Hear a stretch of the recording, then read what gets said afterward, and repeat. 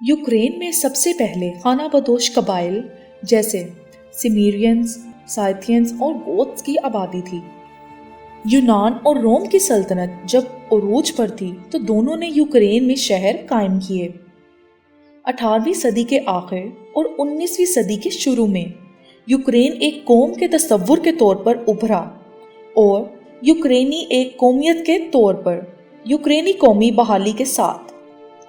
और यूक्रेन के तारीख दानों के मुताबिक इस कौमी बहाली की पहली लहर रवायती तौर पर अवान कोटलियार यूफिस्की के एनाडा के पहले हिस्से की इशात से शुरू हुई है, जो कि 1798 में शाया हुआ था। कौमों की बहार के दौरान सुप्रीम रोथियनियन कौंसिल बनाई गई, जिसने 1848 में गलेशियन रोथियंस को बड़ी यूक्रेनी कौम का हिस्सा करार दे दिया और कौंसिल ने पीले और नीले रंग के झंडे को अपनाया, जो कि यूक्रेन का झंडा है।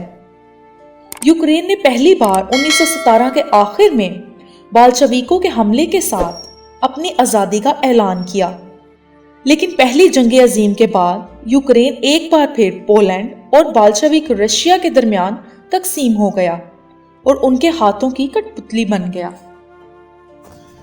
दूसरी जंग अजीम का आगाज नाजी जर्मनी के साथ किया गया और इसे लीग ऑफ नेशन से खारिज कर दिया गया। 1941 में सोवियत यूनियन पर जर्मनी और इसके दीगर इत्तेहादियों ने हमला कर दिया।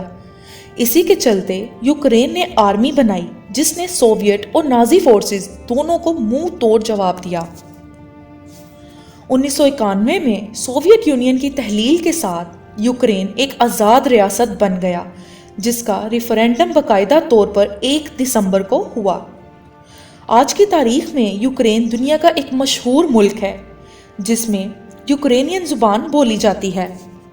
यूक्रेन एक ऐसा मुल्क है जो अपने खूबसूरत मनाजिर, अच्छी तरह से महफूज सकाफत और रवायत, खूबसूरत ख़वातीन और एक खौफनाक एटमी तबाही के लिए जाना जाता है। यूक्रेन में जिस मज़हब में आधी से ज़्यादा आबादी अमल करती है वो मशरकी ऑर्थोडॉक्स का है।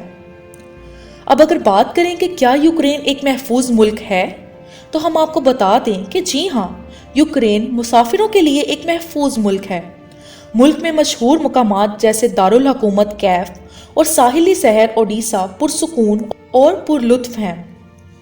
तो हमारी आज की वीडियो आपको कैसी लगी हमें कमेंट करके ज़रूर बताएं और साथ ही साथ हमारे चैनल को भी सब्सक्राइब कर दें और वीडियो को लाइक भी कर दें।